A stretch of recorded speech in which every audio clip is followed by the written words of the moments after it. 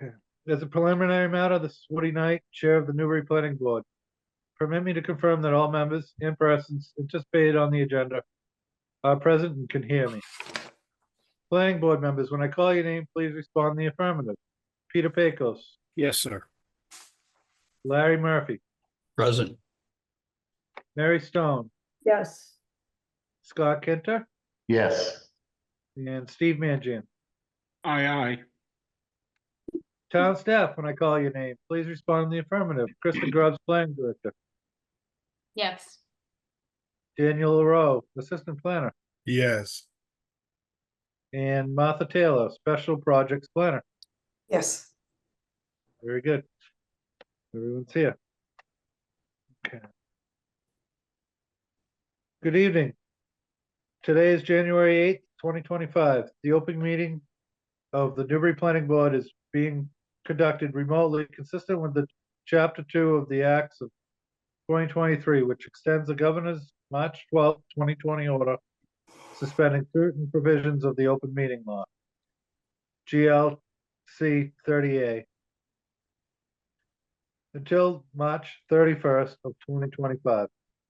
For this meeting, the Newbury Planning Board is convening by video conference via Zoom, as posted on the Planning Board's agenda, which can be found at the town's website. You may join us by going to http://zoom.us and entering meeting ID number 832-7141-3056,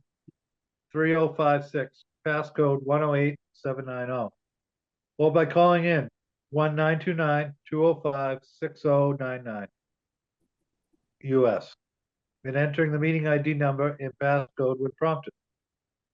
For Zoom meetings, please note that this meeting is being recorded and that attendees and are participating by video and or telephone conference.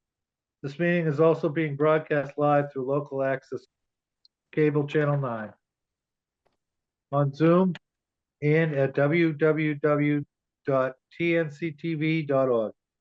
And the recording will be available on the Newbury Access YouTube channel in the future.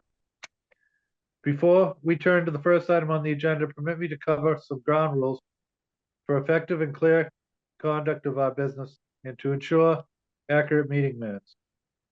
As chair, I'll introduce each speaker on the agenda. After speakers conclude their remarks, I will go down the list of board members, inviting each by name to provide any comment, questions, or motion. The meeting tonight does not include any public hearing. However, after board members have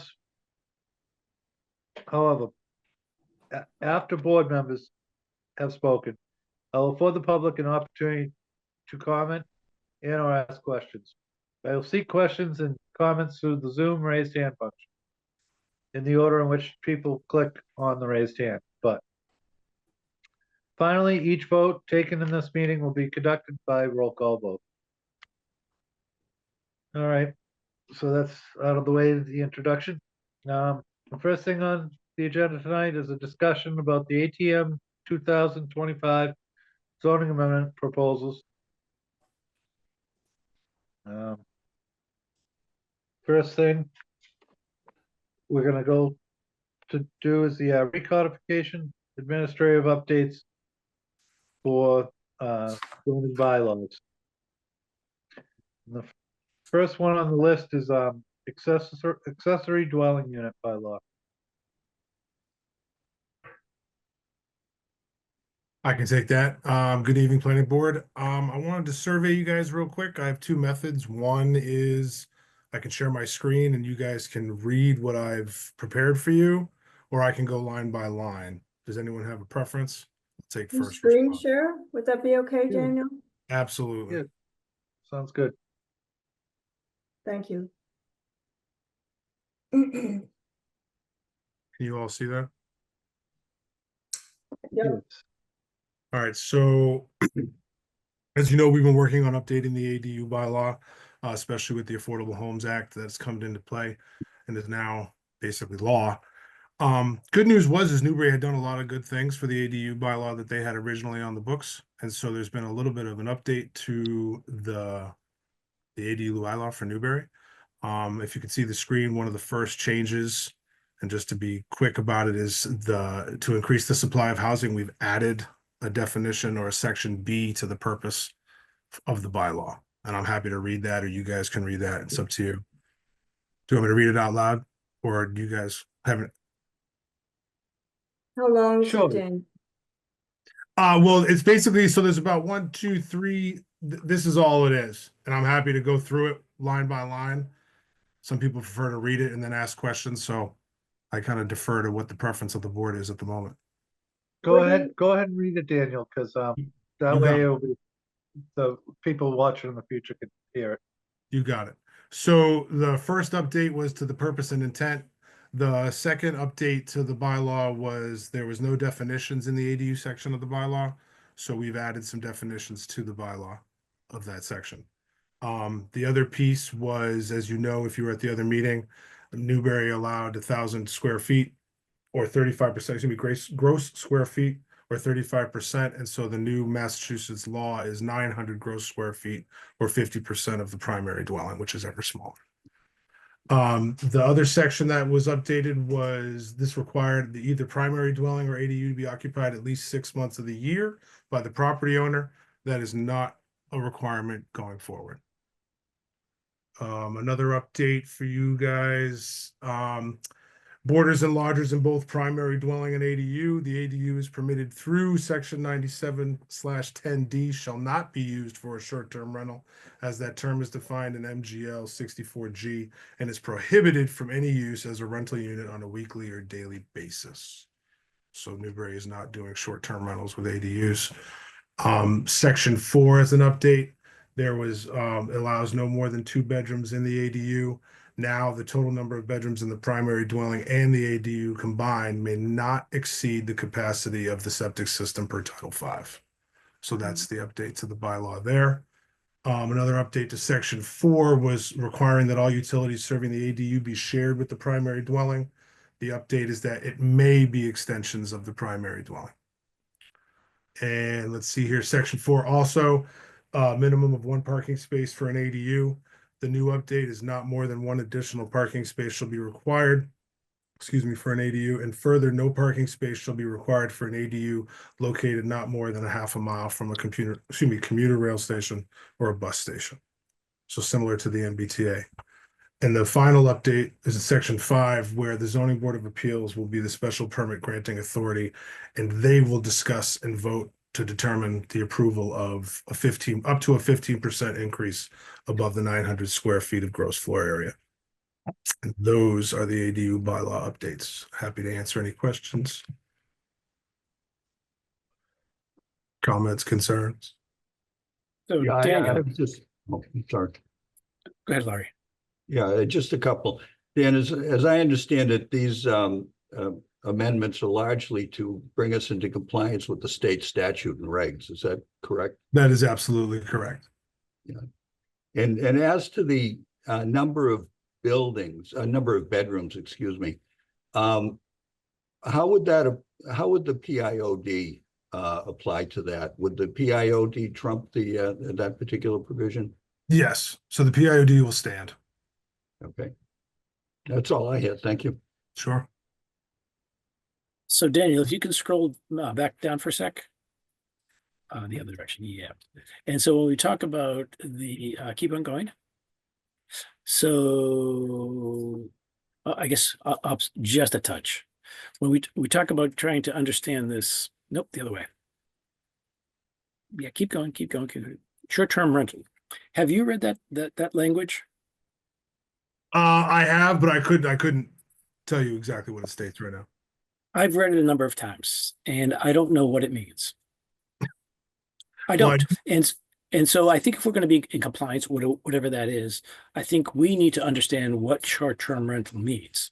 I have an interpretation of what I think short-term rental means. I've read that a number of times, and it doesn't fit anything that I can understand. So if we're going to sign off on something, which is a state mandate, that's great. I think the town needs to understand what that term means. And so And what it means in that law. my understanding is no more than 31 days or not under 31 days. So we're defined at 31 days. Well, that would be up to the board. And if you guys approve that, then that would definitely be what we would do. So that's, I guess that's a discussion I'd like to have the board to have, if that's okay with you, Woody. Oh, yes, go right ahead. If anyone has any comments on that, please.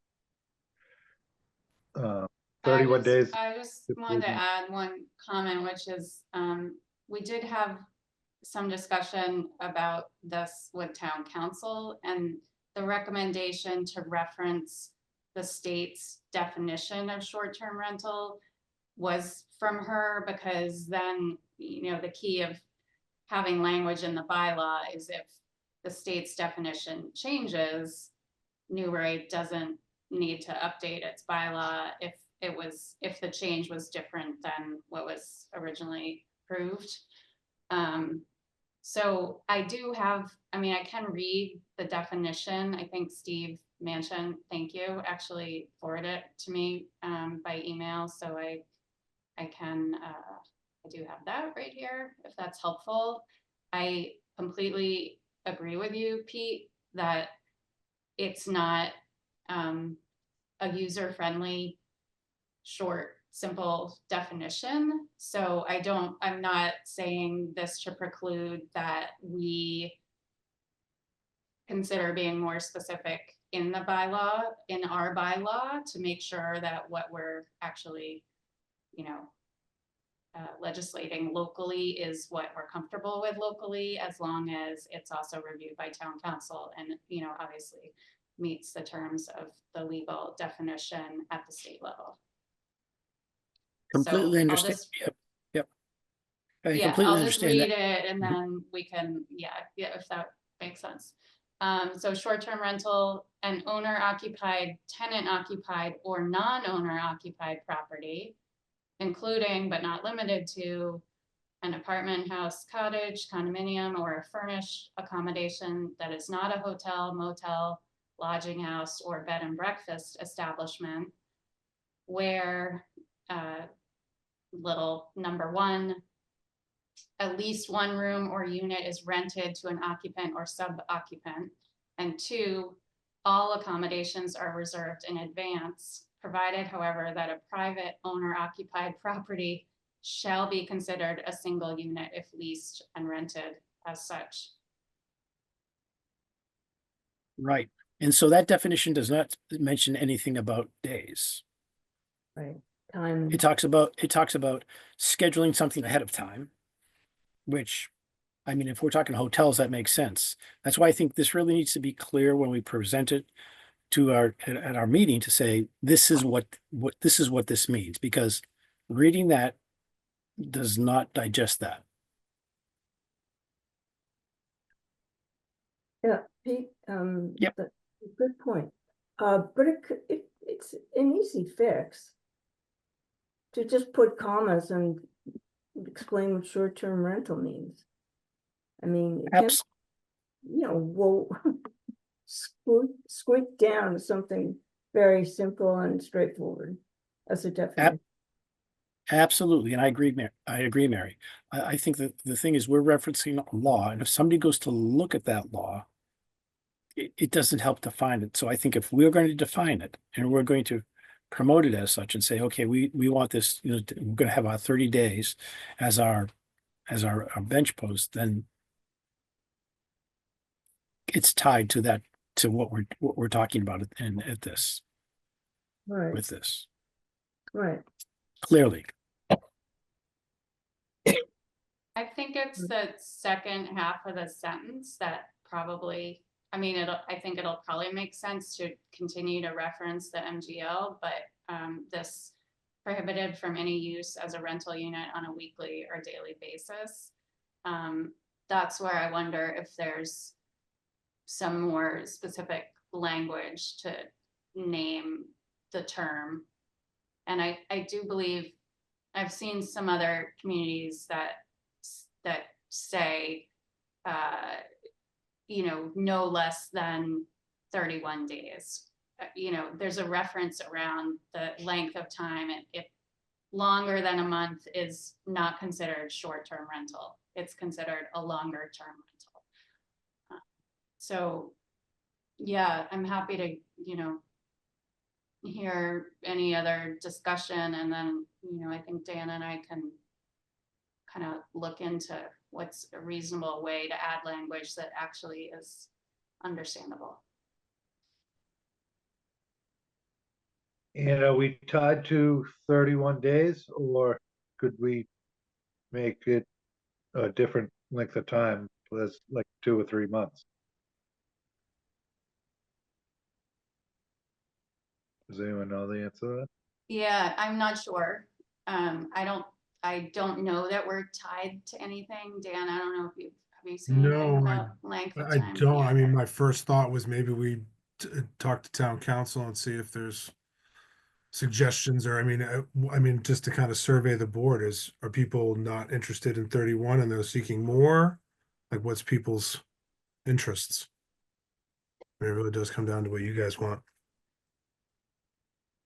Well, Dan, my predilection would make 31 a floor, and I would prefer to see it a number greater than 31. Okay, thank you. And part of that gets to having a sense of community when someone's going to be there for a good chunk of time, then they are part of the neighborhood rather than a short-term renter. Sure. But I can't tell you what a better number than 31 is. How I mean, does to take a everyone, temperature, are people feeling 31's okay, or is the vibe people want to go longer? I mean, you could sit on it for the night and email us.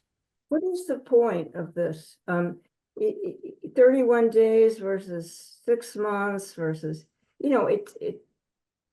rental unit on a weekly or daily basis. So we have to go farther than that and restrict it, I think, to something very specific. There isn't any wiggle room. But what is the use of the building of the unit? What is it used for? Is it used for people to come in summer? Or is it used for people who just want to visit? I mean, we don't know who the audience is, pretty much. I mean, it could be anybody, but we're going to determine that by putting a timestamp on it. Oh, Mary, I that's a really good point, Mary.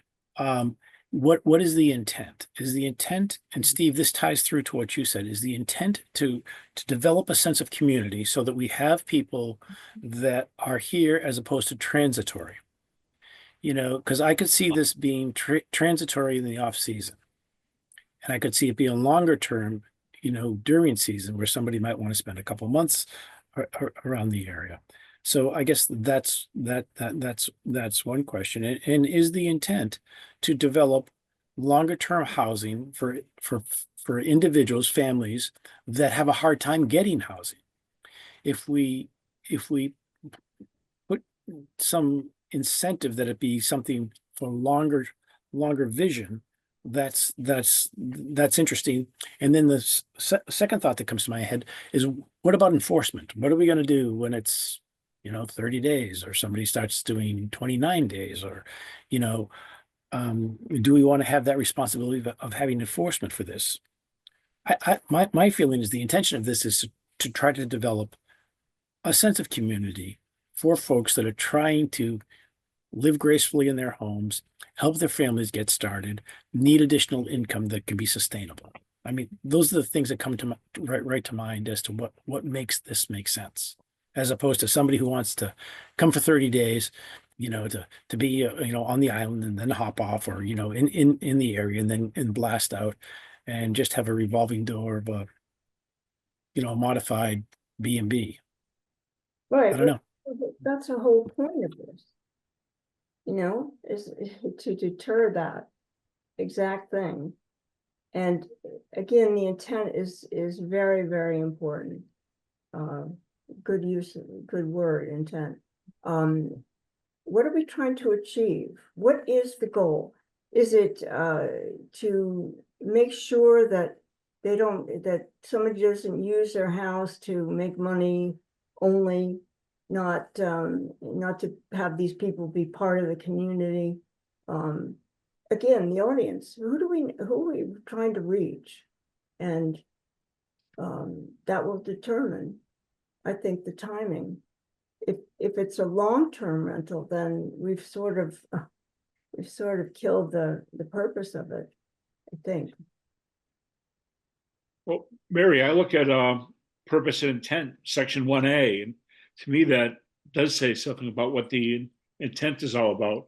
Meeting the needs of the citizens of Newbury, or providing options for the citizens of Newbury. Part of the problem too is if we put a 3-month or more limit on it, people will be, what's stopping someone from renting out 3 to 5 months of the year? Well, 6 months of the year and then it being vacant 6 months of the year. That's not really in the spirit of it all. It's for housing and year round, but I just don't know how you word it and I don't know the solution. So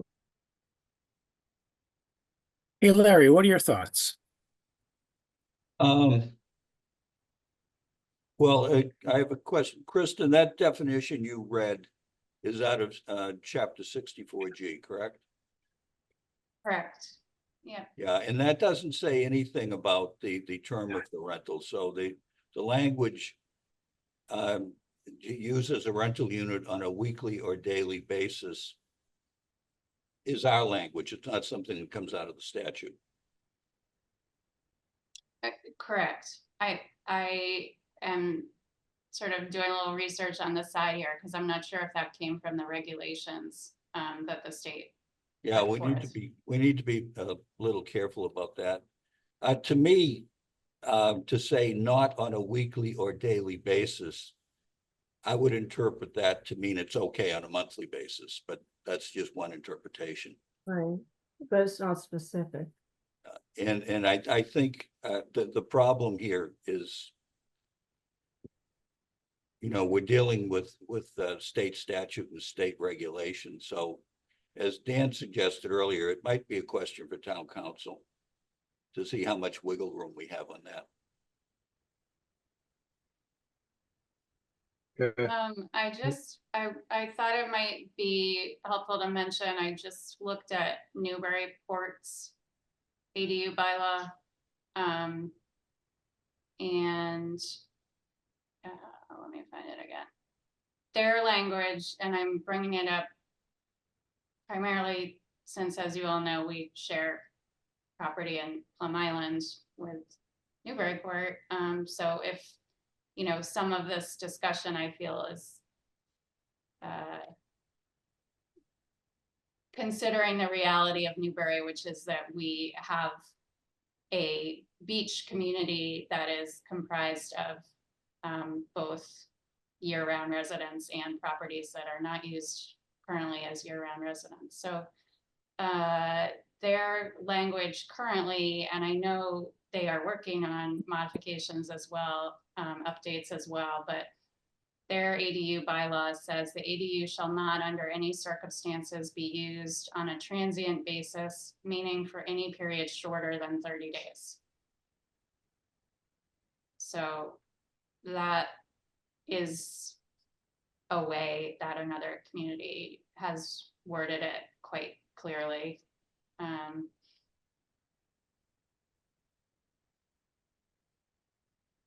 I guess I would say in terms of the discussion of intent and purposes, it's, it may be helpful to look at what the purposes we have in our bylaw include.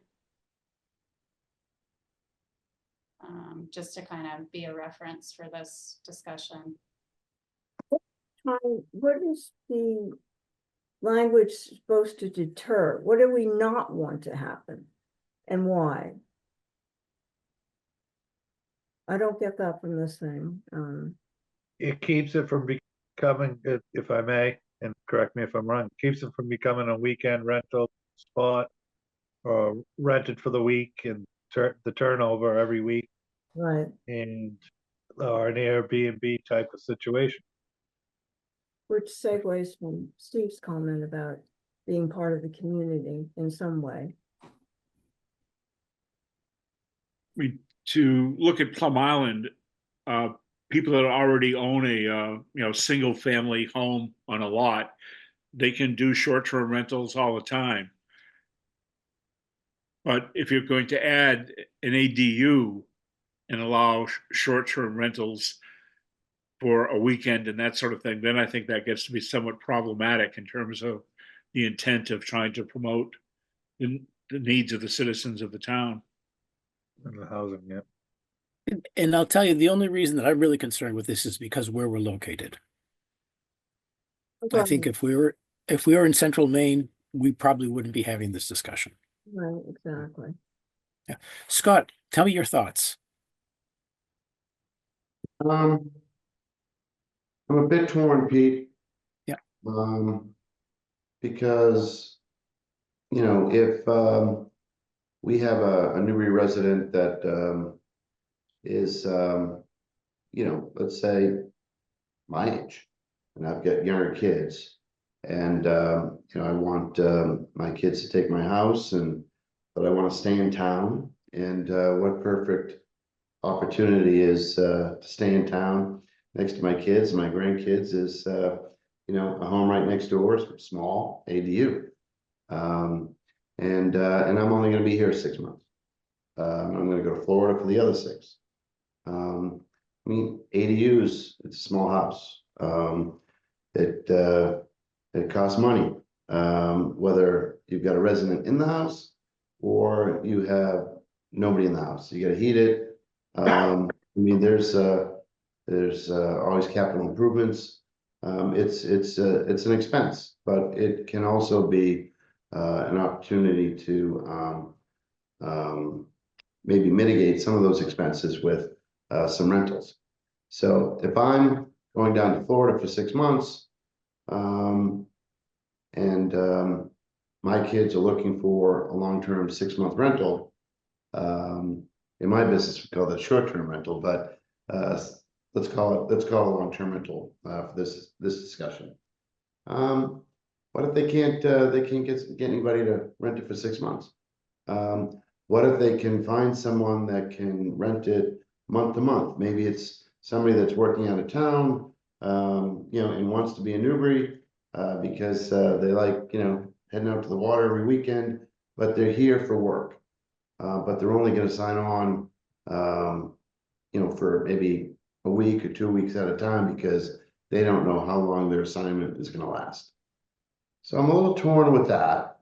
I'm a little torn with just putting up maybe too strict of some guidelines, goalposts, whatever you want to call them, on the opportunity to maybe make money, but what's that money? I mean, that's going to go probably into the dwelling and control expenses. So I do think I place a high value on being here, having what we have, at the beach. Long-term rental is certainly preferred. That'd be first choice, but I'd be a little bit worried about placing too many restrictions. And then when it's all said and done, really, who's going to police it? Right. That's the tough part. The enforcement. We're going to lay that on the building inspector or the planning board. Maybe me, you, Larry, and all of us, Mary, Woody, and Steve, could take turns taking on that responsibility to police it. Weekly. I don't think so. I mean, so that's going to be a challenge. So I think you're onto something, Pete. I'm not sure how we solve it. I can appreciate, Kristen's, Newburyport, lived in Newburyport. I mean, they do a lot of things great. But I'm not sure it fits with us. So to answer your question, Pete, I'm kind of in the middle and a little indecisive. I think this discussion is really, really helpful. And thanks, Woody, for letting me just kind of babble about this, because we're No. going to have to explain this to our community in a very comfortable manner to say, hey, we've thought this through and this is where we land on it. And that's why I think this is really kind of the meat and potatoes for Newbury, in my opinion. No problem, Pete, and I guess to keep moving on too as well. Everybody just kind of sit back and think on it. Feel free to email Kristen, and maybe Kristen can run something by town council to see if we can add a 3-month or a 6-month clause to it, but everybody keep it in their mind, I guess. And if no one has anything else on it, well, we'll move on. Hearing nothing. I skipped over Martha on the recodification administrative updates to the zoning bylaw. I'm sorry, Martha. That's okay. You want to take that now? Sure, yeah, it was supposed to be before that last discussion. That's okay. I think ADU is on top of everybody's mind at this point, so. Yep. Recodification, not so much. So just as a kind of a brief recap, we did talk about it several weeks ago, kind of where we are. Our hope had been to bring a complete document to town meeting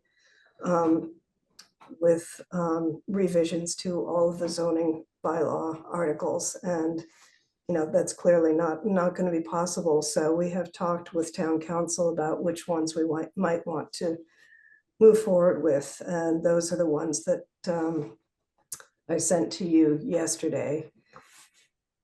And some of them are primarily administrative changes, revisions, additions. Some of them are addressing a few issues that we've had along the way, over the past years.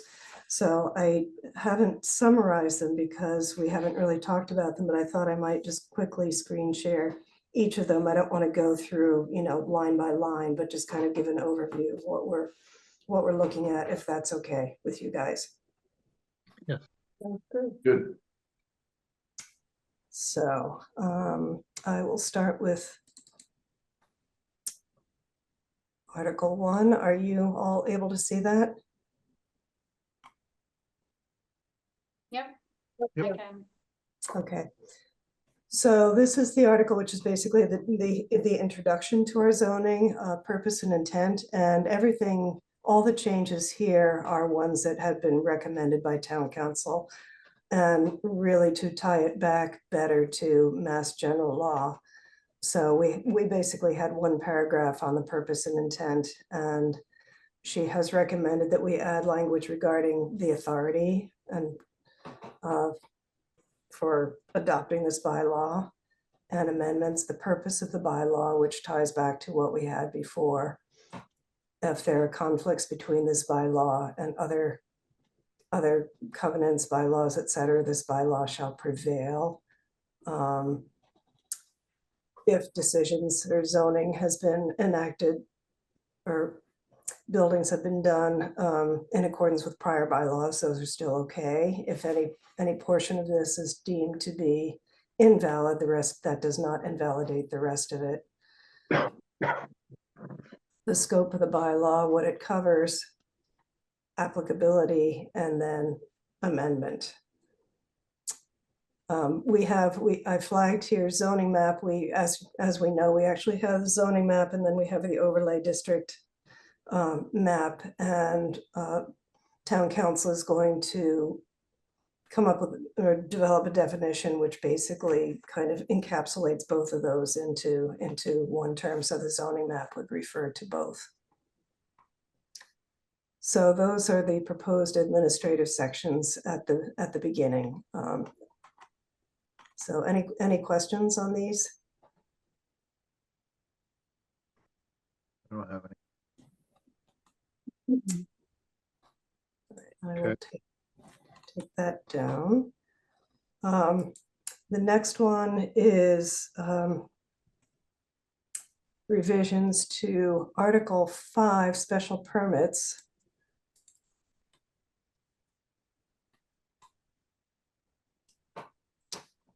Are you able to see this now?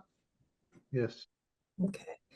So as some of you may recall, a few years ago, we proposed to add some language to Article 11 administration at the end of zoning regarding sort of general purpose or general special permit requirements. That did not pass at town meeting, but it's still something very important because it provides guidelines not only for the board in reviewing special permits, but also for applicants in terms of what the board is looking for for special permits.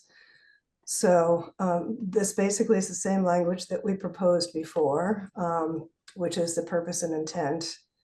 And we're proposing to put this in the beginning of Article 5, which is our special permits article, and it's the one that includes other special specific special permits that have their own requirements, such as bed and breakfasts, the OSRD, common driveway. So these provisions would cover special permits which don't fall into those specifically identified categories. So again, it's the purpose and intent, the applicability, designation of special permit granting authorities, and probably most important for the board or any board who's the special permit granting authority is the criteria under which the special permits would be reviewed and a special permit would be granted. And procedures and filing requirements which would actually be regulations developed by the board. Conditions which could be imposed on a special permit, waivers, fees, and lapse. And there is a provision here, applicability to single and two-family structures. I had a question about how that applies to the PIOD, which we are discussing with town council. In addition, we've looked at trying to address a couple of the things that have come up with our open space residential development applications. One is the basic maximum number, and I think this is something that's still under discussion here. Would love some thoughts from you guys about it. We've had discussion about a yield plan and you know, if it's a single family, if it's a yield plan showing single family lots with single family houses, that's pretty straightforward. You've got that number of lots. It also has the, you know, the number of lots and number of units are in sync. We've had a couple of cases where we've had two family lots showing two family structures, and most notably 105 High Road. And the conclusion on that was that 8 units were allowed. But that turned out to be one that was not actually a subdivision, it was a site plan. So, not really explaining this very well, I realize. But I guess the question is, if we have a yield plan that's based on two family lots, you know, is it really appropriate to say then we can get 8 lots, 8 units out of that, or should it still be two family lots with the resulting, you know, same number of units with bonus requirements? So that's something I think still to be discussed, and maybe we can't deal with it for this Springtown meeting.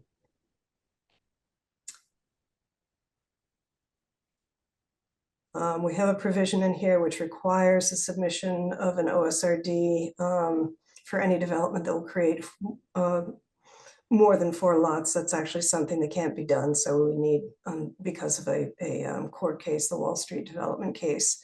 So that's something that needs to be revised. We've looked at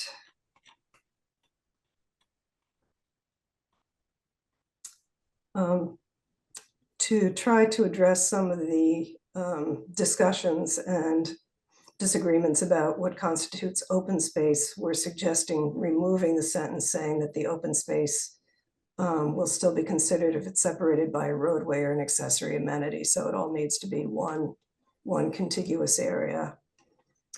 There's also been some discussion about whether in fact wastewater and stormwater management systems should be considered part of the open space. So one suggestion is just to clarify that it would be subsurface wastewater and stormwater management systems that could be located within the open space, as long as the surface is usable open space consistent with the allowed uses.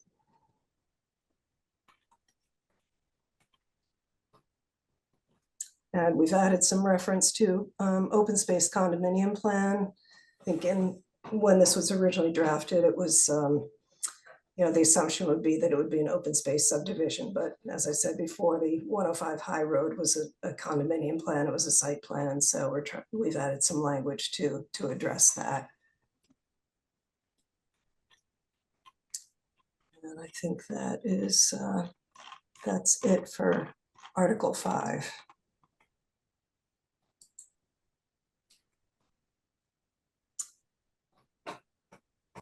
Kristen, I don't know if you want me to bring up the site plan review now as part of this, or hold that as a separate discussion and put that with the stormwater.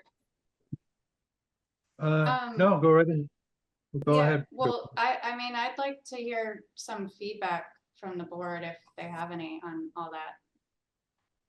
Or some of that, some of the Yes. particular questions that you raised. I Yeah. think you were asking for some discussion. And it's a lot to digest. I'm happy to share it again if that would be helpful. Right.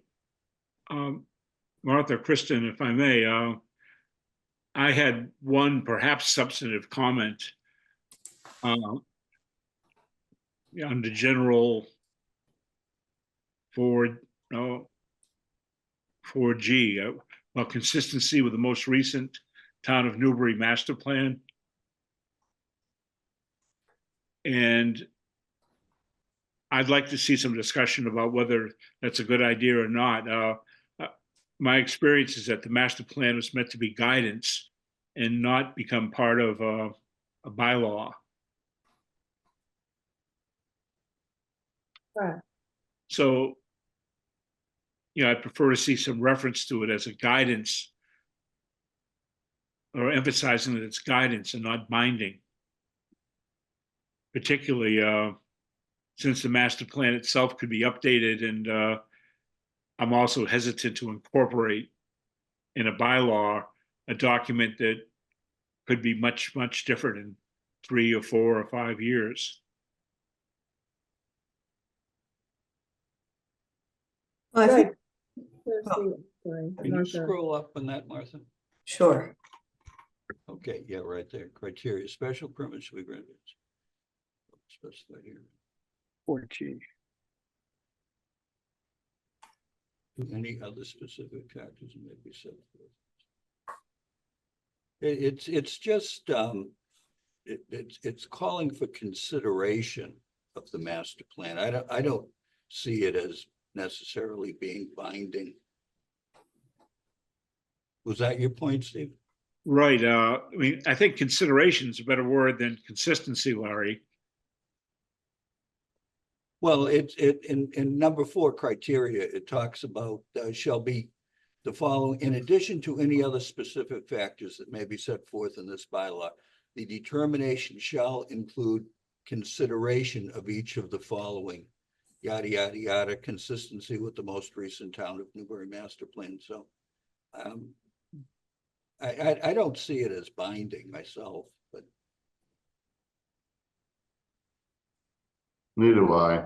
But in an extreme case, I suppose you could cite the master plan as reasons for denying a project. I think that's really the purpose of including this is, if somebody were proposing a project which was, completely inconsistent with some of the goals that we've included in the master plan, such as, preservation of historic resources or preservation of, natural resources and that kind of thing.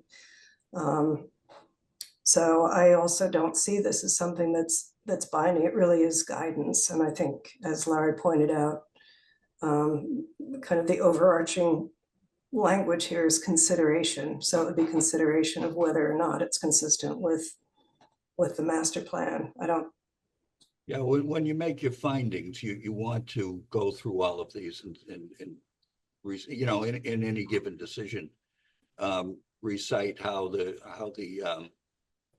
project meets those goals or why they're not appropriate for consideration or something, you know.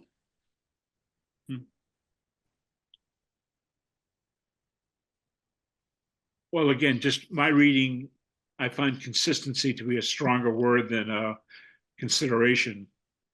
And I have been to Newburyport meetings one time where a comment was made from the floor and the response from the podium was, but it's in the master plan.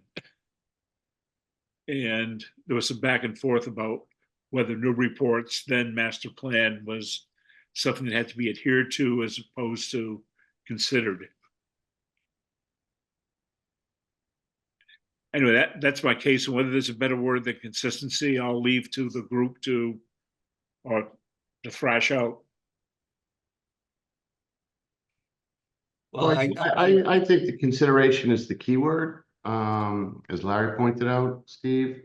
Yeah. And it being in the paragraph that kind of lays things out for, you know, A through G, it's really consideration in, you know, for really the consistency, really with the master plan. I don't see a lot of, I don't see any harm with that, but completely respect, you know, your concerns, just my opinion.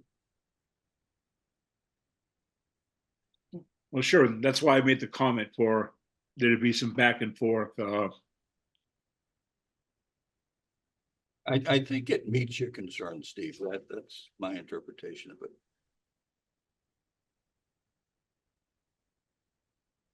Okay, I'm certainly prepared to move on, and I know Yeah. Martha and Kristen have heard us discussing this as well, so I'm done. Okay. Is there any, Hopefully not done for the night. Very true. You're out of here, Steve. is there anything else? So Martha, I see two places as being meat and potatoes that we need to talk about. The, you know, the condo issue, down in the And- OSRD. right? And yeah, OSRD. And the second is the you know, multifamily or the two-family. I think we need to really, because those are two issues that we bumped into already. Right, right. And they kind of, you know, we didn't have, it would be best if we could try to iron those potentials if they come back again at us so that we understand them. Yes, and Clearly. that's the hope in trying to address it now. But we Right. need to make sure, I think that we've really, you know, got some alternative language, which really makes sense to everybody. You mean this alternative language or? No, I'm not, you know, it's not there yet. It's been flagged, but it's Oh, not. all right. I thought I was missing something. Yeah, no, you're not missing anything. You know, it's sort of like, these have been issues, the board has, you know, chewed on them a lot, with the applications that have come, you know, before the board. And, you know, this could be an opportunity to try to clarify the language so that we don't run into the same issues again. I think we can all agree that that needs to be done. Clarified. So, now, if anybody has any thoughts on clarifying language now or how to think about it, that would be great. If you want to think about it and send, you know, send some thoughts to Kristen and Daniel and me, that would be great. If we can't, you know, I know we're under a, you know, pretty tight time frame to get things to town meeting. It would be really nice to try to get this language clarified now, but if not, then might have to wait for another round. Has Lisa made any recommendations on either of these two that might be helpful here? On the basic maximum number and the yield plan, what we did talk about was sort of what I was trying to explain before and didn't do very well, probably. But, you know, in a case say if we take 105 High Road as an example, where we had a yield plan that had 4 two-family lots with 4 two-family houses, so that was, yielding 8 units. That it should be, maybe it would be helpful to look at it as kind of 1-to-1. So if the yield plan is 4 lots, if it's 4 two-family lots, then the OSRD would need to be 4 two-family lots. And there could be a bonus. But if it's going to be a condominium site plan, as that one ended up being, there were no lots, it was all 1 lot, then maybe it's the number of units that prevails. So if it's going to be a subdivision, it's still based on two-family lots. If it's going to be a site plan, you can take the number of units, which is Well, basically what Caldwell Farm did as well. I mean, it's really the number of units that affect density and affect the impact on services. Right, right. Everything else is just the ownership issues. Martha, can you remind me, when an applicant is presenting their yield plan and they're making the case that the lots can support a two-family, are they required to show that they can meet the septic requirements for the two-family?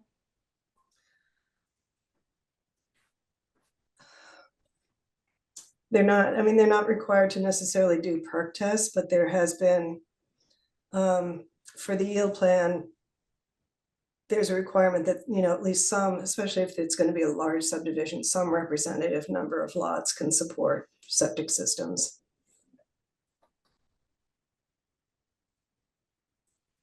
I know that's tricky because it's, the yield plan is a conceptual stage of an applicant's proposal. Generally, it's not what they're hoping for, but I've always struggled with that a little because it seems I have a hard time thinking that it's appropriate to approve a yield plan that shows that they can build something that they actually might not be able to build, right? Like it's supposed to be a true buildable plan. Right. I've just always struggled with that a little bit. Yeah, no, it's been one of the tough things about this.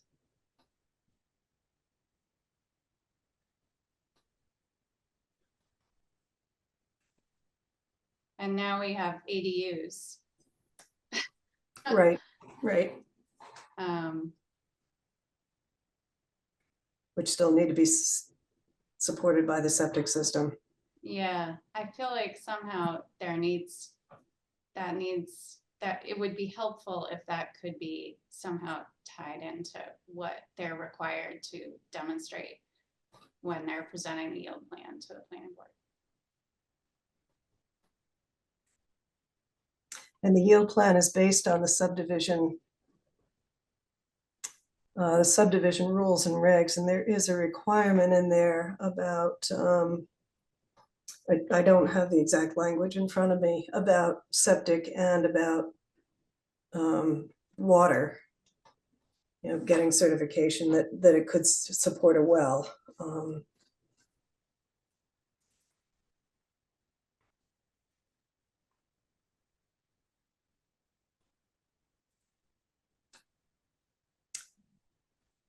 So,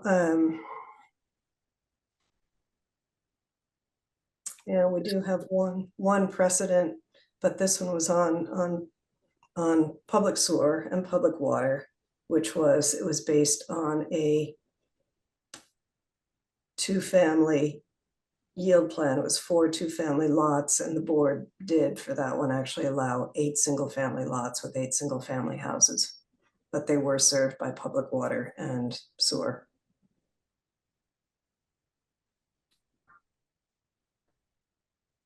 Was that off Ross Lane? Yes, yep, Wilshire Road. Well, regardless of what's in the OSRD bylaw, they're still gonna have to meet Board of Health standards. Yes, You know, yeah, Title V standards for sure. Title V, yeah. But not for the yield plan. They don't have to go through Well, that I don't step. know. We had a lot of discussion on that when 105 High Road was originally proposed. That was some years ago now, all of the conversation, but we held them to a waiver free. They had to show a waiver free yield plan. Well, Right. So so can you just explain how Caldwell Farm went? They had to show they could build septic for each of those units? I don't think they did. I think it was, they had to show that they could do septic systems on some representative number. It wasn't all 64 lots that I think they were showing on their yield plan, but some reasonable number of those lots.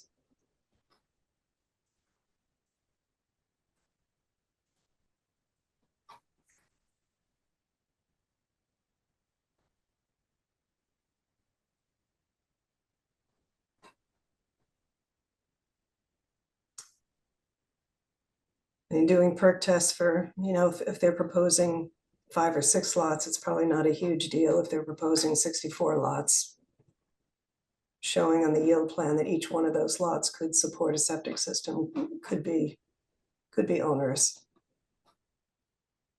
well, I mean, our 2 recent OSRDs have a common septic system.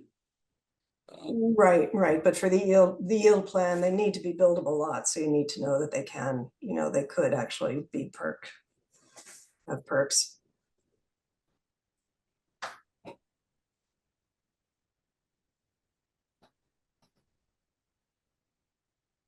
They couldn't, you don't think for a yield plan, they could propose a common septic system? Not for the yield plan. Title V doesn't. I think Title V, I may be mistaken on this, but I think Title V allows a common septic system only for a cluster type development. Oh, okay, maybe that's the answer then. Yeah, that may have changed, but I know that when we were talking about it before, that was the case.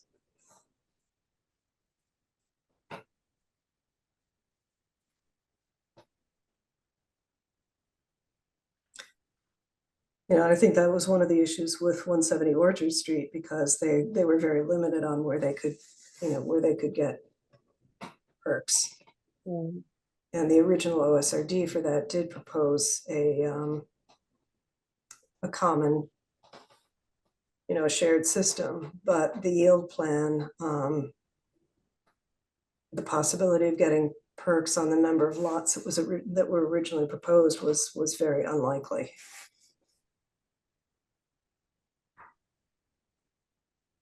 I really think it'd be best if we can hammer this out so that another board in the future doesn't have to really struggle with what we had to struggle with, Martha. Yeah, no, I agree, and that's why we flagged it. Because it's been, sometimes it's a simple conversation, but sometimes it's been a very difficult one, and it would be great to get some really clarifying language.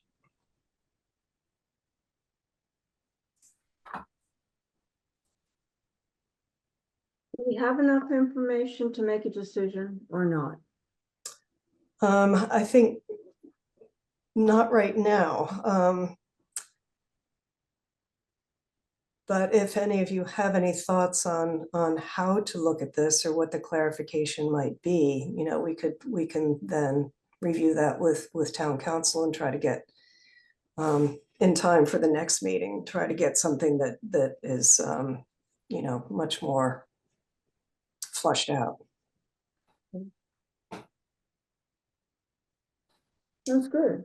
But the sense I'm getting is that, we all recognize the issues and would like to try to address them.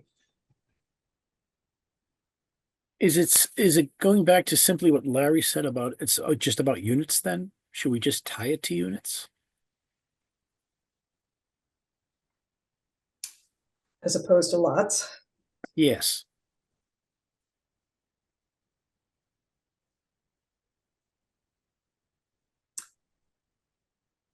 And that's kind of where the board has landed in the past.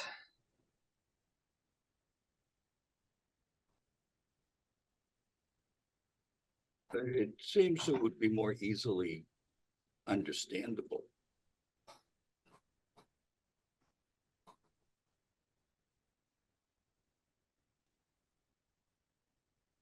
So that would be to continue what has been done in the past if somebody presents a, say, 4 two-family lots as the yield plan, 8 units could come out of that, and it could be 8 single-family units on 8 single-family lots.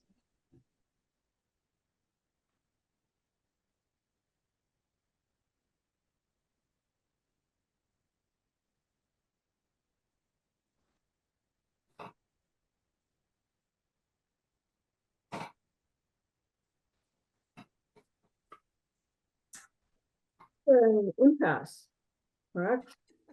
Well, it's just, you know, it's tricky. It's tricky, and it will certainly affect the outcome. Indeed.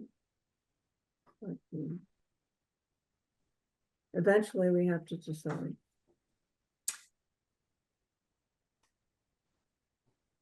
So are those the two, for the OSRD, are those the two major items?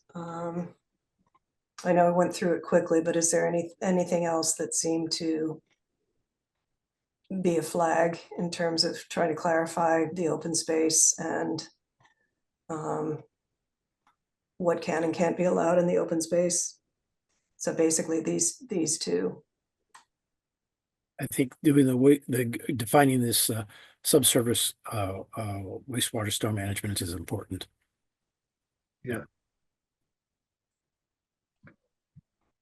Okay.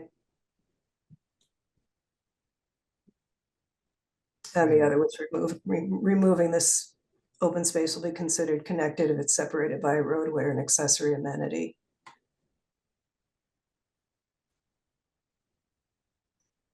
That helps clarify anything.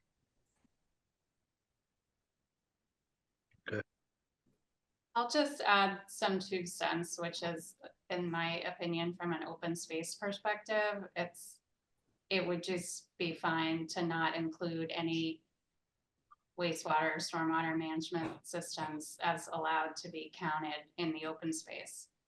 It doesn't at all prohibit that those areas can be used as open space for any purposes that it's possible to use them on, like kicking a ball or having a picnic table or whatever, but just counting. I just, again, from my open space hat, wearing my open space hat, open space is natural habitat, it's natural environment, it's like there are a lot of characteristics of open space, and you know, wastewater systems aren't necessarily consistent with what I would define as natural open space. Right, and septic field isn't considered open space either, right? Right, but the language that we have in the provision before is the uses that the open space can, or purposes of the open space, which include historic preservation, outdoor education, passive recreation, agriculture, horticulture. So, you know, it would be, you know, in that context, it would be possible to say, have a playing field on top of the leaching field for the septic system. So that's kind of the context for this, and the purpose of the changes to this provision 3 were just to clarify that they had to be subsurface and not surface things. again, just playing devil's advocate, it's just, you can go in anytime, you have to dig up your septic. If there's a problem with it, you have to repair your infrastructure if there's a problem with it. So it's not the infrastructure of wastewater and stormwater management they're things. There's like human infrastructure that may or may not, need to be modified, addressed, Just But wouldn't throwing it out there. wouldn't any repair or maintenance of that infrastructure, would be temporary? I personally think, in just my opinion, that, God's not making any more land. And that, we need to find, or at least understand that, there needs to be creative ways to, really introduce, housing. But by the same token, we need to protect, and really introduce, open space, because that's what, is of great value to our citizens. So, I mean, if you have, a stormwater, drainage or pipe running over or running under subsurface, an acre or two, or whatever it is of land getting to, a pond or what have you, for me, I think that would be okay, provided, you can't see it. It's not dangerous. It's, you can have your children, grandchildren, anybody that can, want to use that space, has access to it, can kick a ball, can do whatever they want. So I would be careful, not to make that, too restrictive. Just my opinion.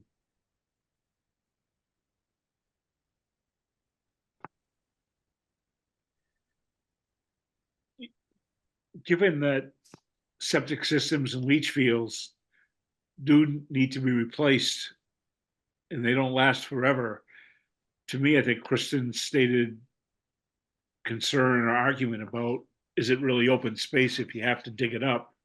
And I just see these systems as having a limited lifetime, particularly if they were common systems where there's room for a lot of things going into the leach field that can cause it to clog and therefore fail.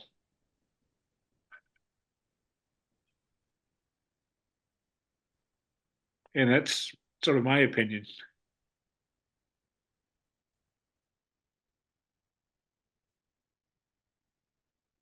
So any other thoughts on that? Because I'm hearing arguments on both sides, so. I don't have any. What are your thoughts, Martha? No, I'm just, I'm hearing very good arguments for both sides. I guess I'm asking your opinion. And my opinion, it would be to basically do what is shown here, which is just to clarify that subsurface systems could be located within the open space, as long as that open space is consistent with the allowed uses. Because that was allowed before, but it wasn't totally clear. But still to exclude surface systems such as retention and detention ponds, because those, even though they could actually provide some wonderful habitat, they're constructed systems which aren't natural open space. So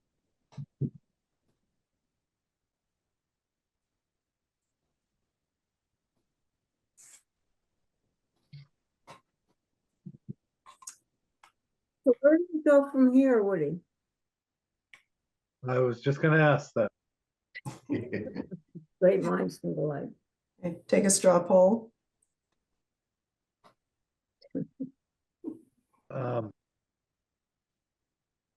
Sure, I mean, I. With number 3 as amended, that. It looks fine to me, but I don't. Mhm.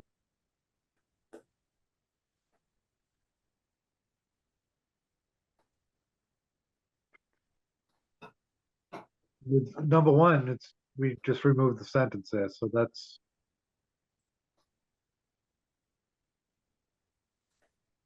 Yeah, That's- just to ensure that the open space is one, one contiguous area. Yeah, I don't see a problem with that. And really, it's just number 3, Martha? Yeah, I mean, I think that's the concern right now.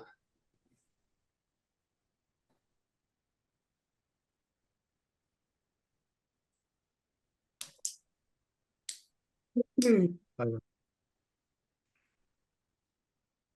want to take a straw poll, Woody?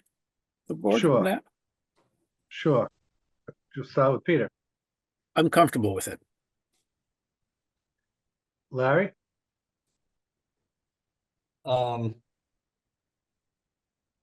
Yes, my initial reaction, frankly, was how to simplify it and avoid any future questions. And my initial reaction was to say, wastewater and stormwater management systems serving the OSRD may not be located within the open space, period.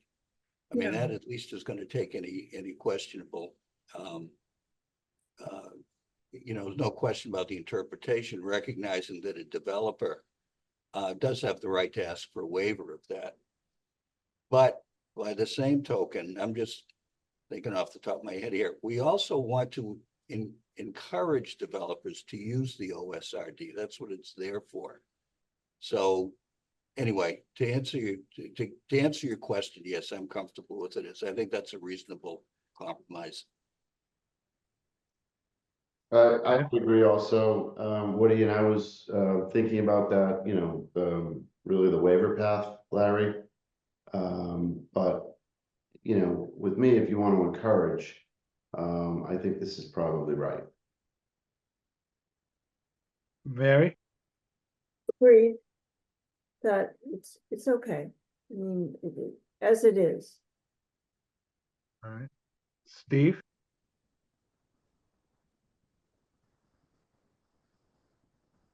You're on mute, Steve. Mute. Can't see him. Here we go. Thank you. I'm still not comfortable with it, since to declare open space something that is guaranteed going to need to be excavated and not usable as open space just doesn't make sense to me. So I'm not in favor of it. Okay. And I'm comfortable with it, and to your argument, I guess any management of that would be temporary. So that's another thought. It's not forever that they're taking it up, or it's dug up, or it's not usable, so. But agree to disagree. Anything else in that, Martha? Not in this one. Does anybody else have any other questions or comments on this article? I don't. Okay, thanks. I will take that one down. So considering the yield plan question, the units, was there a proposal of language there? Or Martha, do you want to just think about that a little more and then propose something for the board to react to? Yeah, I mean, I don't think there's anything on the table right now. I would, if any of you have any thoughts, please send them to us, and otherwise we'll take a look at it and discuss a little bit more with Lisa and see if we can come up with a proposal which will really help clarify that. And we'll also discuss the, the Title V, the septic with her as well, what's reasonable for the yield plan. That sounds like a path forward. Just for my edification, Martha, those two we're looking to improve, to really provide, you know, much greater clarity going forward, as a result of the issues that we've experienced in the past, on, you know, developments such as 105 High Road.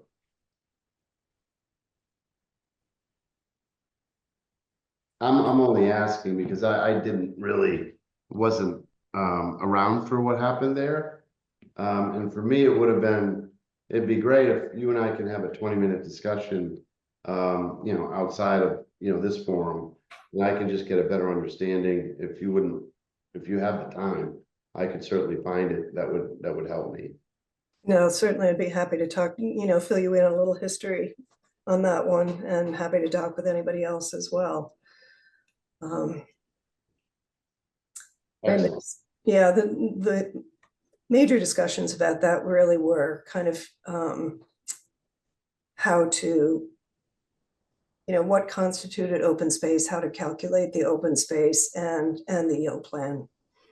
So I know there was a lot to that one. And there was a lot of back and forth, and I'm not sure if we ended up in the right place or not, but I'm sure there's a lot to learn from that one. So I will absolutely give you a call, just so I can get a little more education on that. yeah, sure, happy to talk about it. Thanks. Good. All right, next one is one change to Article 10. The provisions regarding customary home occupations. As some of you will recall, there have been some issues with this as well. In one special permit application that was before the board, the use required a special permit, but because it was being conducted as a customary home occupation, the court ultimately ruled that it was considered a customary home occupation. So we're proposing to add some language to the customary home occupations provisions to say no use which requires a special permit under the table of use regulation shall be permitted as a customary home occupation. Just to clarify, because there's, you know, the uses in the table of use regulations which require special permits are there for a reason, that, you know, it was felt that they needed more oversight, more, you know, a closer look during the permitting process. And so this is to try to help clarify that it doesn't matter how it's being conducted. It still, if the use requires a special permit, that it will be a special permit. This may not be exactly the final language. We haven't reviewed this precisely with town council, but words to this effect. So Martha, could I ask you a question? Yes, of course. Okay, so such as professional and business offices. So would that allow for someone to do a hair salon business out of their home? As long, well, if it, I can't remember if that requires a special permit under the table of use regulations. Yeah. If it does, they would have to apply for that special permit. If it doesn't, and they're conducting it with no more than 2 non-resident employees, I think they could. Yeah. So I guess the question is so if it requires a professional license, so a barber requires a professional license, anything that requires a licensing process, would that be allowed then? Again, well, this kind of goes to a deeper question. I think one of the things that really needs to be reviewed is the table of use regulations to see whether, you know, whether the uses that have been identified as requiring special permits are really appropriate. And also appropriate in the zoning districts that they've been designated for.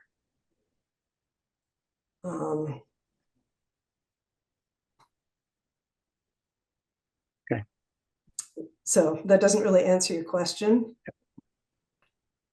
But if we, if we in the past had deemed that a hairdresser would be appropriate for a special permit because of the amount of traffic that it might be generating or whatever, then it would still, under this, still need to go through that process. If it's not been identified and there's a sole practitioner who's doing it with one client at a time, that's probably a customary home occupation. Does that Except, kind of answer your question? Kind of, okay. well, Martha, wouldn't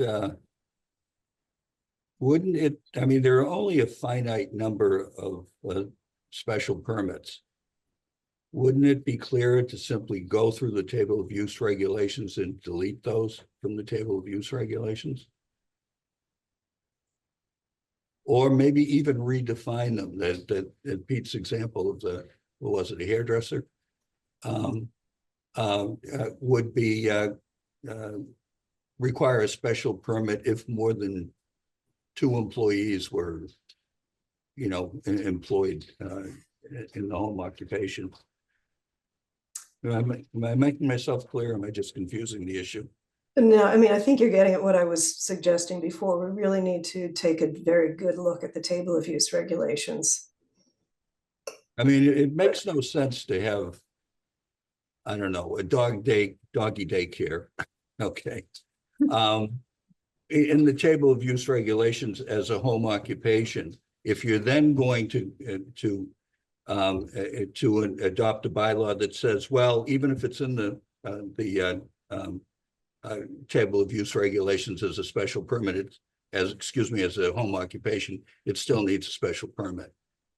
Well, it's not, and right now that particular use is not in the table of use regulations. It's something that's a customary home occupation. It's something that requires a special permit. So. Well, wasn't that the case we had that we? Well, that was the case on that issue. Yeah, I mean, it required, in that particular case, it required a special permit. When the special permit came up for renewal, the board denied it because not all the conditions, it became apparent that not all the conditions of the original special permit had been met. The board's decision was appealed, and the judge ultimately decided that it was something that was being conducted as a customary, the use, regardless of the use, it was being conducted as a customary home occupation. But it was listed in the table of use regulations as something that required a special permit, regardless of how the business was being conducted. Yeah. Okay. So I'm not sure that I'm explaining that very well, but I think that the purpose of including this language here is basically to say that it doesn't matter how it's being conducted. If it's something that the board feels or the town feels is appropriate for a special permit, the special permit is required.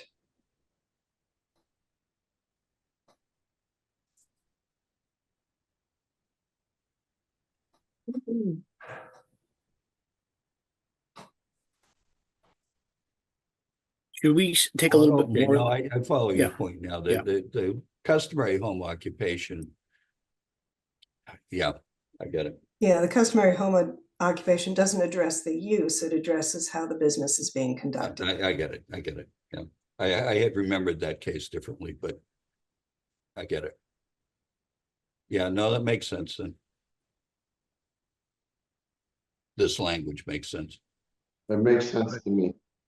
Okay, yeah, I mean, it's basically to try to ensure that the table of use regulations prevails. Yeah. With use.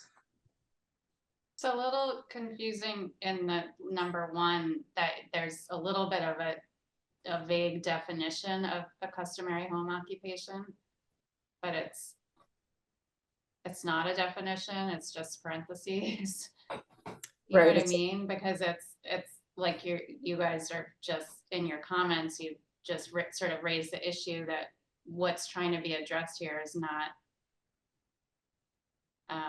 the use, or not the activity, but however you just said that, Martha, it seemed, it seems potentially confusing to name certain things. Like, can we strike that parentheses? Or is it helpful, or should it be further clarified what a customary home occupation is? Or isn't? Yeah, I mean, maybe it should be clarified. I think originally when this was done, the intention really was that it would be, you know, say, an architect or an attorney working out of a home office or something like that. Or a sole practitioner of some sort. I honestly don't remember if we have a definition of this in the definitions, but maybe that's where it should be clarified.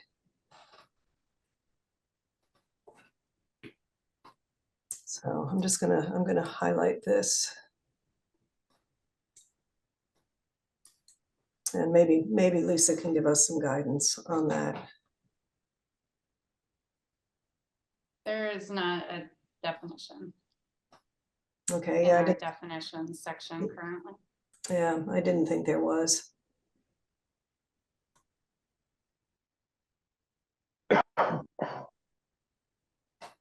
You know, I think until this particular case came up, it didn't, you know, it never really occurred to us that there would be something that would require a special permit that,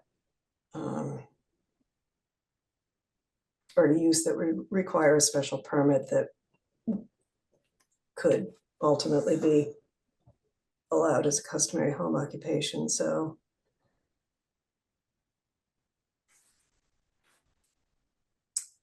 All right, but I think that's a good point, so we should try to clarify that.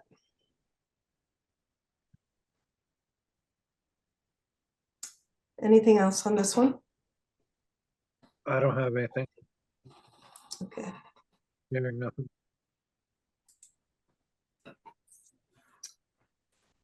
So I'm going to take something out of order because it's in,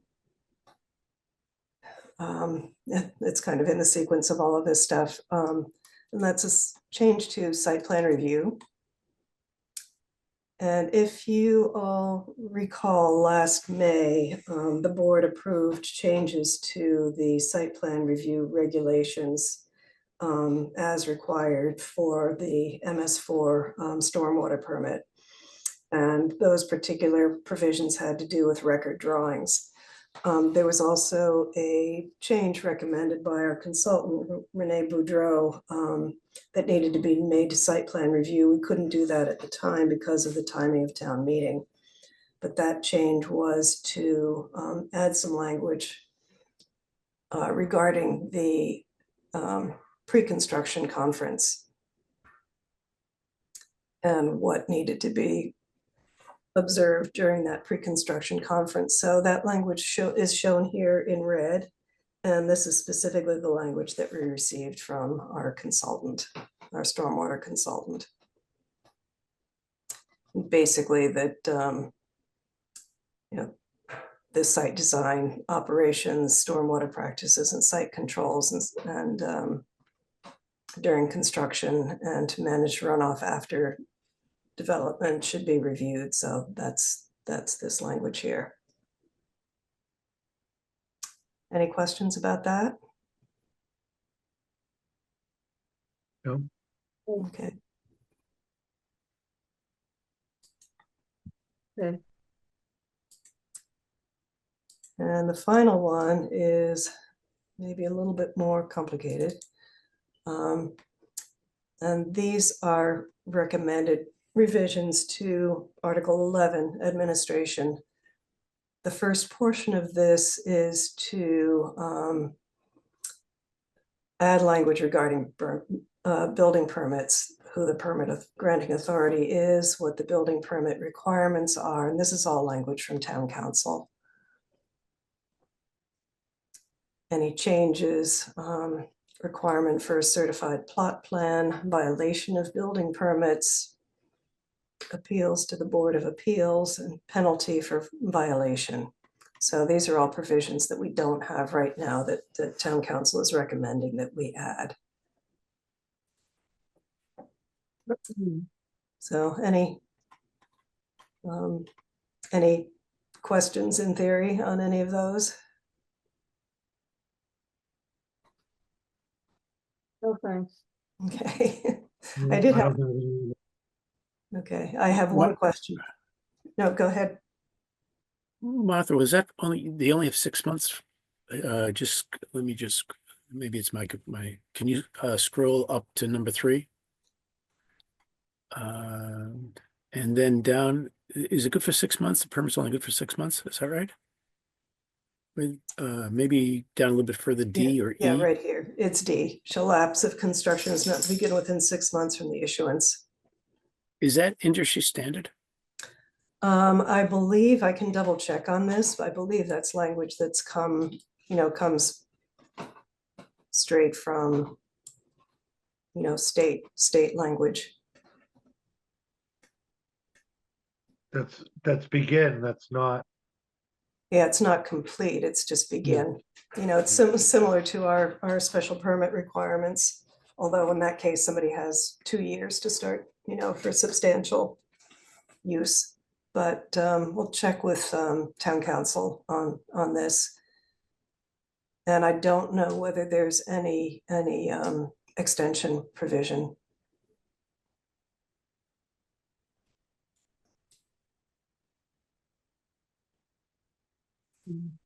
So anything else on that? I don't have anything. Okay. You were gonna say something else, though? So the other, town council added some language regarding variances, just clarifying that the ZBA can grant dimensional variances. Then the other major part of this is the written definitions, and a note of explanation here. When town council went through and marked this up, the original intention, as I said before, was to try to get the entire document bylaw before town meeting.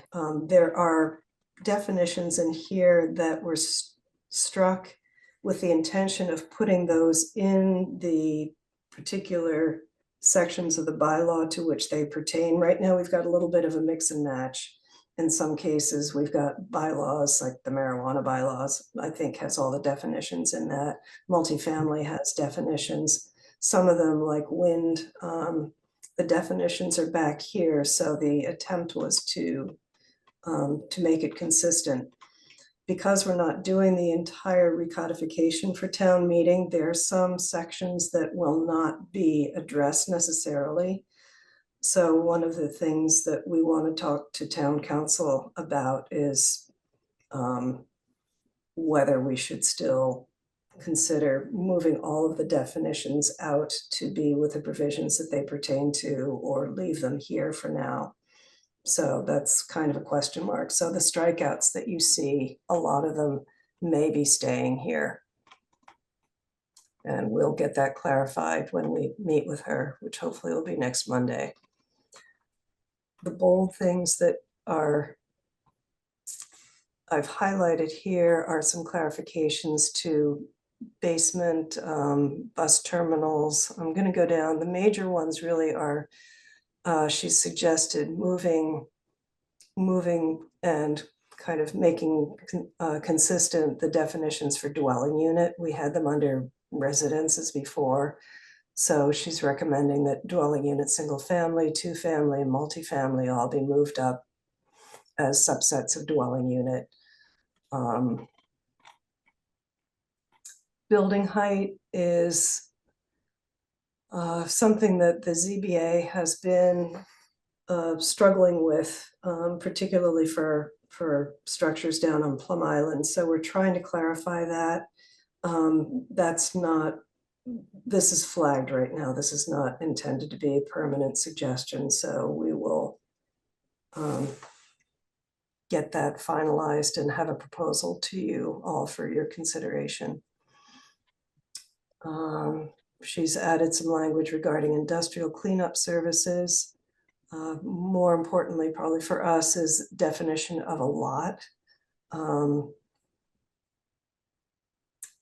to flush that out. Lot frontage, we don't have a definition for frontage right now. Addition of lot line front and rear and side lot lines and non-conforming lots. Most of the rest of them are more minor additions, kind of bringing them up to current standards, like adding videos and compact discs to vending machines.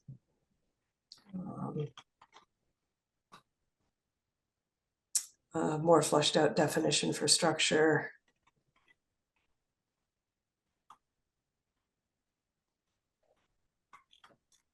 And those are the highlights, and she's flagged a couple of things as well that we need to take a look at.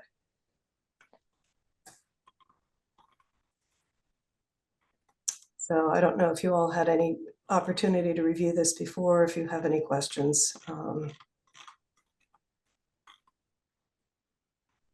About any of these proposed definitions. I don't. Does anyone else? I have to do my homework on this one, Martha. Yeah, we all do. Yeah. Yes.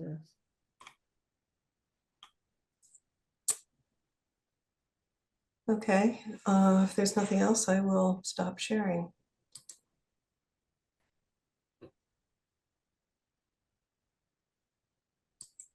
So,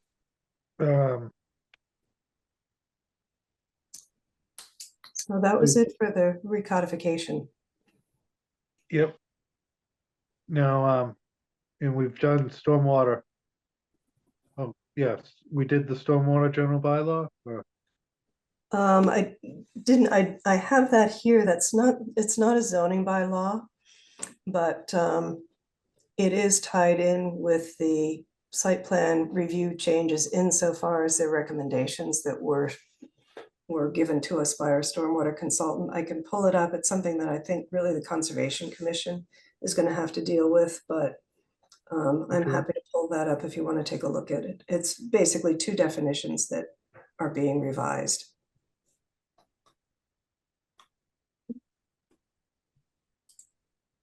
go ahead and put it up and we'll Okay, get our eyes on it.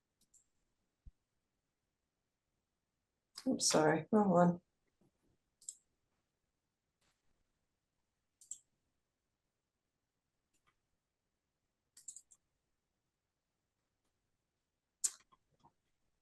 So the two definitions that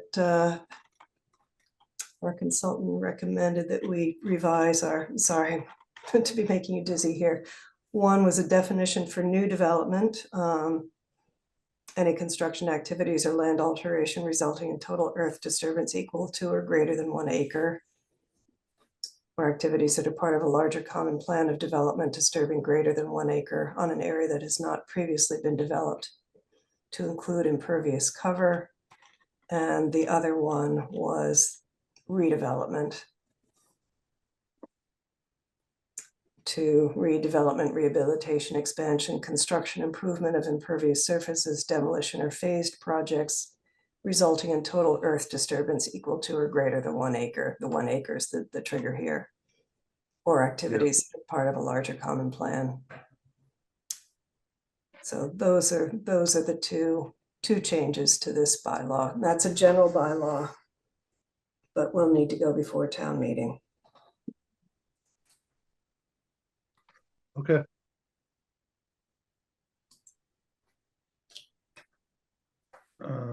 So you don't have anything else then, Martha? That's two. I have here, flood hazard bylaw. Kristen has something on that? So just to update the board, we don't have anything to look at tonight, but the revised bylaw is back in the hands of DCR, the state review agency for floodplain management. It went back at the end of December. So they have said they'd get us comments within 2 weeks. So that will be early next week. So we are hoping it's in good shape. It's been reviewed by town council and multiple iterations of staff review, mostly with the floodplain administrator, who's the building inspector, building commissioner. So that will, when it gets back to us, we'll take another look at it in-house and then send it around again. Okay. So, thank you, Martha, for everything, and thank you, Kristen. We'll go into old business. We'll dive into the housing production plan, 2024 to 2029.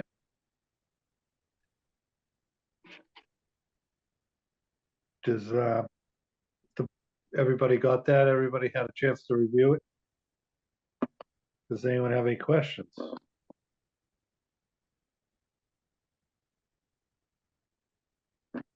The housing production plan. Any corrections on the housing production plan? I don't have it in front of me, unfortunately.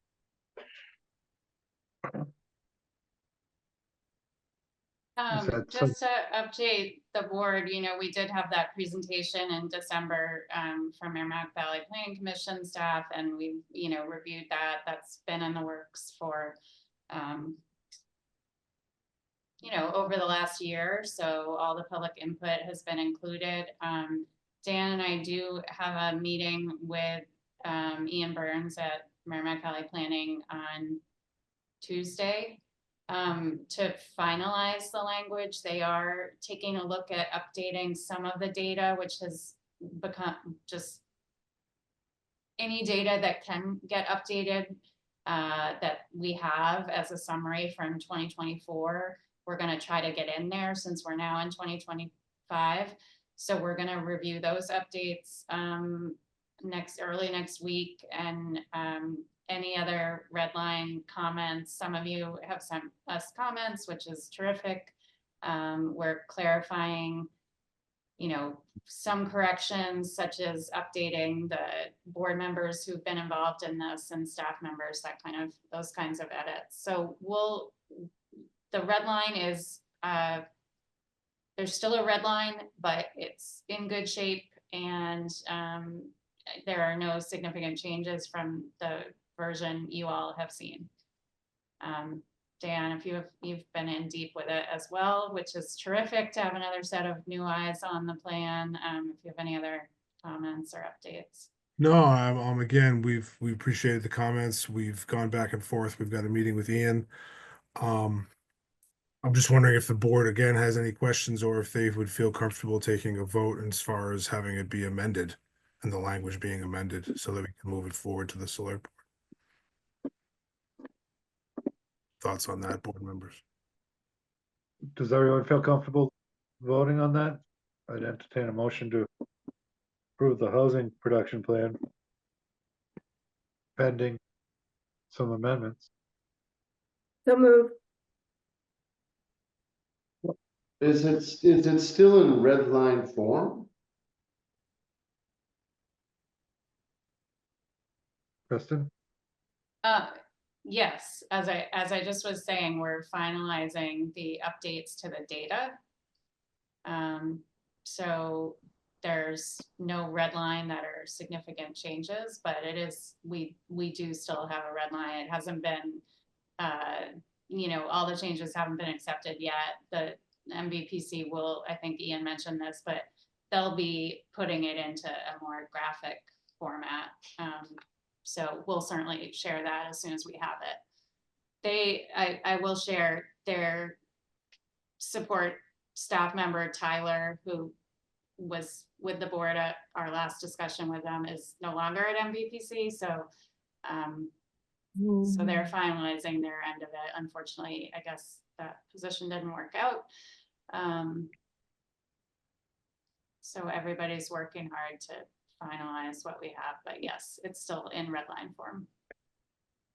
So along, Should we wait? Go ahead, Pete.